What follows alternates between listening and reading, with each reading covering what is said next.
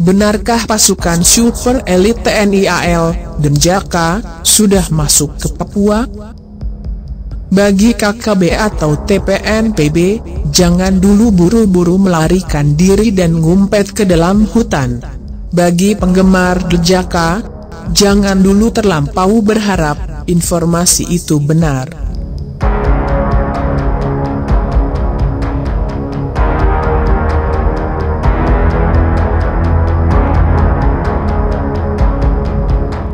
Detasemen Jala Mangkara, yang disingkat Denjaka, adalah pasukan super elit khusus yang dimiliki TNI Angkatan Laut.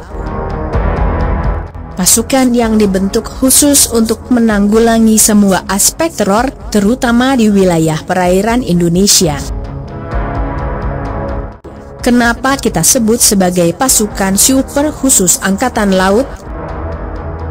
Karena personil Denjaka direkrut dari personil terbaik pasukan khusus TNI Angkatan Laut, yakni dari pasukan khusus Komando Pasukan Katak Kopaska dan pasukan khusus intai amfibi marinir atau TAIFIB. Personil Denjaka sudah dapat dipastikan adalah prajurit-prajurit pilihan yang memiliki kemampuan mumpuni.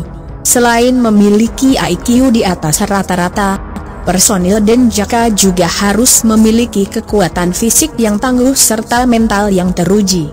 Wajarlah bila pasukan khusus Amerika Serikat, Navy SEAL, ketar-ketir melihat pertunjukan atraksi pasukan Denjaka di luar negeri.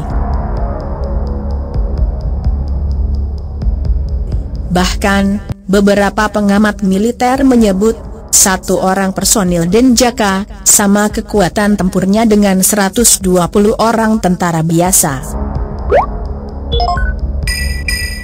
Prajurit Denjaka mampu menyusup di daerah operasi, baik secara tim maupun individu. Mampu membaca situasi dan mengambil langkah tepat dan cepat dalam menghadapi tantangan saat operasi. Mereka sudah biasa dilatih untuk memasuki suatu wilayah pada malam hari, bahkan diterjunkan dari pesawat terbang. Mampu bertahan di dalam hutan secara tim maupun perorangan, selama berhari-hari bahkan berbulan-bulan. Jangan berharap Anda akan melihat seorang personil Denjaka yang akan berangkat operasi ke dalam hutan lebat, membawa banyak amunisi dan ransel besar di punggungnya. Anda tidak akan pernah melihat yang demikian.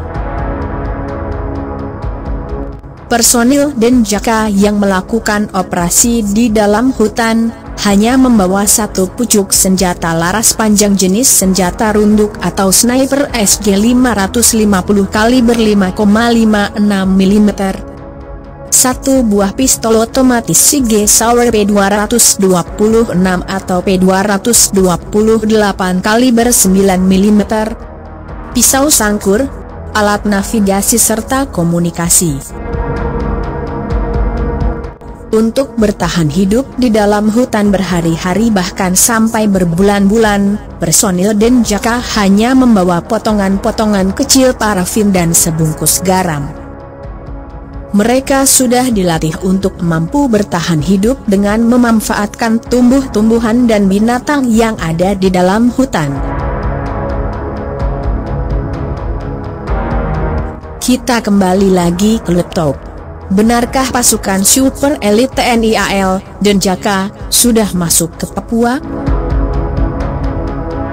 Jawabannya adalah hanya para prajurit Denjaka dan Gusti Allah yang Maha Tahu mereka di mana dan sedang apa.